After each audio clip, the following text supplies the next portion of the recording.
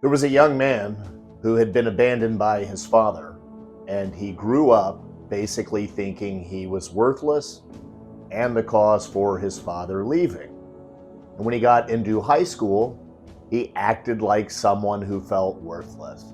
He drank, he smoked, he got into fights, and even got suspended.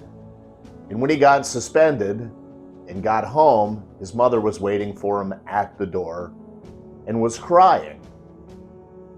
And the boy still had a heart and wanted his mom to stop crying. He asked his mom, "What do I need to do for you to stop crying?" She said, "Son, you're going to end up in jail, or even worse, dead. I want you to make something of your life and go to college." So the boy made a promise to his mother he would go to college. And he said the first step to going to college was to sign up for the SAT test. He kept his word and he took the SAT test. A few weeks later, he gets home and his mom's waiting for him at the door again. And she's beet red and she's mad. And now she's accusing her son of being a cheater. And he says, "Mom, I didn't cheat on that test, but I sure as heck wanted to. It was super hard, but you can't cheat." His mom followed her motherly instinct and knew the boy hadn't been cheating. She handed them the results of the test, which had come in the mail earlier that day.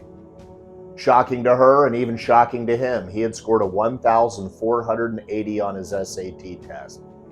Less than 1% of the world gets a score like that, and they're usually operating on our brains or designing rockets. Well,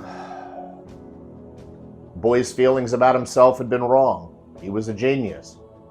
So he started acting like it. He started going to class, being respectful of his teachers. He ditched all the loser friends that smoke and drank.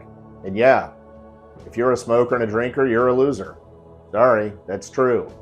He ends up going to college. He ends up going to the Ivy League, graduates from college, starts a magazine publishing company up, and he's now a multi-millionaire.